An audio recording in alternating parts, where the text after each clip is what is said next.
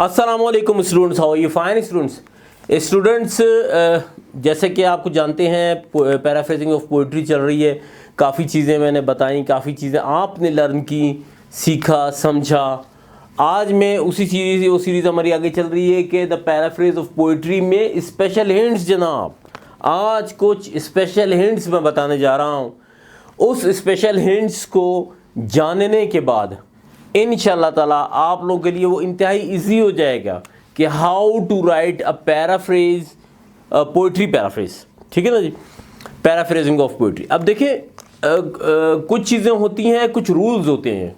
देखिए जब आप कुछ फॉर एग्जांपल आप कुकिंग कर रहे हैं तो आपको पता है कि यार ये चीज़ मैंने किसी ने आपको बताया, इतनी चीज़ इतनी डालनी है, इतनी डालनी है, इतनी डालनी। ठीक है ना जी। तो अब जब आपको वो रूल्स हैं कि हाउ टू पुट नमक, मिर्च एंड दिस और दैट। ठीक है ना जी। अगर आप वो प्रॉपर वे में डालेंगे तो आपकी चीज़ बिल्कुल ठीक बनेगी भाई। लेकिन अगर उसमें कुछ कमी पेशी हो गई तो आपकी चीज़ ख़राब हो जाएगी, मैं सच्ची बताऊँ। तो अगर आपको रूल्स का पता होगा तो जब आप वो पुट करेंगे तो इंशाल्लाह ताला everything will be okay. Like आपका सालन, मैंने एग्जांपल दिया आपको। आते हैं जी। देखिए paraphrase must be written in direct speech. Direct indirect तो आपको पता है। देखिए ये एक रूल्स का हिस्सा है कि जब भी आप किसी पोइट्री मतलब आप जब पैराफ्रेज कर रहे हैं पोइट्री का, तो आपने उसको डायरेक्ट स्पीच में रखना है। आपने सिंपल ही उसको डायरेक्ट, देखिए इतना टाइम नहीं होता एग्जाम्स में भी, या फॉर एग्जांपल आप ऐसे ही कर रहे हैं, एग्जाम्स की बात कर लेते हैं तो इतना टाइम नहीं होता कि आप उसको पहले इनडायरेक्ट करें फिर डायरेक्ट करें। मतलब आप उसको डायरेक्ट में ही रखें, बात ख़त्म। सेकेंड पे हम आते हैं, change the metaphor into simile. जितने भी मेटाफर हैं जो आ रहे हैं, जो आपने पोइट्री में पढ़े, पोइट्री में तो मेटाफर्स होते हैं, उसको जब आप लाजिम बात है, उसको जब आप पैराफ्रेजिंग कर रहे हैं तो आप उनको सिमिलीज जहन में रखिए, उसको सिमिलीज में कैसे चेंज करना है। मैंने यहाँ पर कुछ एग्जांपल का एक छोटी सी एग्जांपल लिखी हुई मैंने। अब एक चीज़ नोट रखिएगा कि एग्जांपल जो है ना, वो एक चीज़ नोट डाउन रखिएगा कि जो एग्जांपल्स हैं वो एक सेंटेंस है।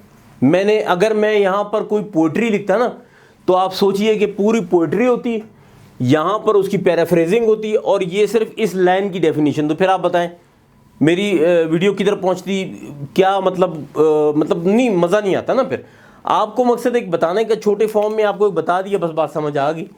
ठीक है, ये देखें, ये जो मैंने एक साइन डाला है ये है आपका मेटाफर। ये जो मैंने स्टार डाला है इट मीन्स ये उसकी सिमिली है। फॉर एग्जाम्पल हम बात करते हैं क्लासरूम वॉज अ जू। क्लासरूम वॉज अ जू ये एक मेटाफर है। इसकी जब आप सिमिली करेंगे तो क्लासरूम वॉज वेरी नॉइजी। लाज़िम बात है, जू का मतलब यही है ना। मेटाफर आपको बता रहे हैं कि भाई वो आपने उसको मुश्किल नहीं बनाना, बस देखो सिंपल सी बात है ना यार। देखो आपने यहाँ पर भी आपको समझ आ गया जू, यहाँ पर तो बिल्कुल ही समझ आ गया। तो आपने उसको ईजी बनाना, सिंपल बनाना है। तो सिंपल वाली बात है कि आपने उसको सिमिली में चेंज कर देना। अच्छा, नंबर नेक्स्ट है जी, rhetorical questions must be changed. Rhetorical question must be change पे थोड़ा सा मैं आपको ये बताता हूँ कि what is rhetorical question. Rhetorical questions are the questions in which we emphasise और डू सम इफेक्ट। ठीक है, हम इफेक्ट और एम्फिसिस के लिए इस्तेमाल करते हैं, मतलब ये रिथोरिकल क्वेश्चन। नंबर सेकंड, ये देखें ज़बरदस्त एक बात है, एग्जांपल में आप बहुत अच्छे समझेंगे, पहले ये समझे। Not to get the actual answer. Actual answer आपने गेट ही नहीं करना। अब फॉर एग्जांपल मैं ये कहता हूँ यार आ रही होंगी, ठीक है ना जी, let's go to the hotel. अब देखिए मैंने एक सवाल तो किया कि आ रही होंगी, फिर मैंने उसका जवाब भी दे दिया, चलो भाई खाने के लिए चलते हैं होटल। तो मुझे आपका यस नो नहीं चाहिए। ठीक है, इस तरह के क्वेश्चंस कहलाते हैं रिथोरिकल क्वेश्चंस। खैर हम पॉइंट पे आते हैं।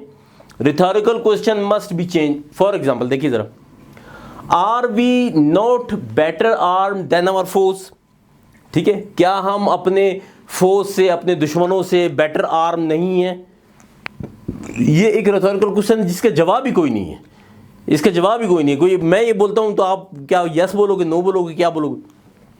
तो इसको अगर आप चेंज करेंगे तो बनेगा we are better arm than our enemies. Simple आपने कर दिया। ठीक है ना जी, आपने उसको सिंपल बनाना है। देखें नेक्स्ट है exclamation must be change into simple. दूसरे लफ्जों में exclamatory sentence must be change into simple sentence. देखें बहुत ही अच्छे तरीके से, शायद मेरी बात से आप हैरान हो रहे हो कि यार एम्फेसिस कैसे होगा। अभी देखें बड़े आसान सी एक एग्जांपल है, बल्कि यहाँ भी मैं वो मार्क बना देता हूँ ताकि आपको पता लग जाए।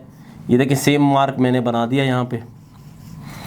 What a beautiful day exclamation mark, note रखिएगा। व्हाट अ ब्यूटीफुल डे लाजमी बात ये exclamation exclamatory.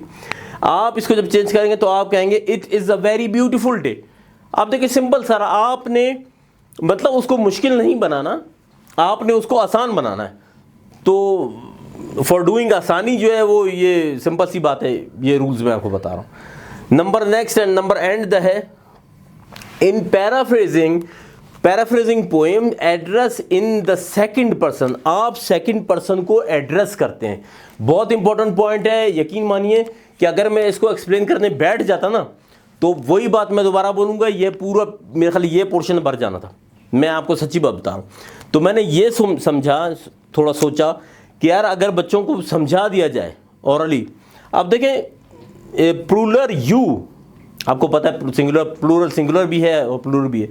Plural you used instead of singular दो, THOU। आपको याद आई मेरी वीडियो जिसमें मैंने बताया था यू दो इज इक्वल्स टू यू। यहाँ पर देखें आप जो प्लूरल यू है उसको यूज़ करेंगे इंस्टेड ऑफ सिंगुलर दो के। मतलब ये है कि सेकंड पर्सन में यूज़ होता है, और इसको अगर आप मतलब एक्सप्लेन करते जाएं तो एग्जांपल्स पे एग्जांपल्स निकल के आती हैं ना। तो मेरे ख्याल है चीज़ आपको समझ आ गई होगी। मेरे समझाने का जो तरीका है शायद आप उससे अंडरस्टैंड कर सकें, क्योंकि तरीके की बात होती है ना। कोई बंदा अंडरस्टैंड कर सकता है, कोई बंदा नहीं करता। तो ट्राई टू अंडरस्टैंड। कोई अगर क्वेश्चन है, कोई क्यूरी है, कोई सवाल है, कोई मसला है, कोई कहानी है, तो you can ask in comment box. I will answer you in इंशाल्लाह ताला ऑन द सेम। आपके कमेंट सेक्शन में भी आंसर दे दूंगा। अगर मैं ये समझूंगा कि ये ब्रीफ है तो मैं आपको कोई वीडियो बता दूंगा, छोटा सा लिंक दे दूंगा आपको, जिससे आपको क्वेश्चन का आंसर मिल जाएगा। Thank you very much, be happy, अस्सलाम वालेकुम।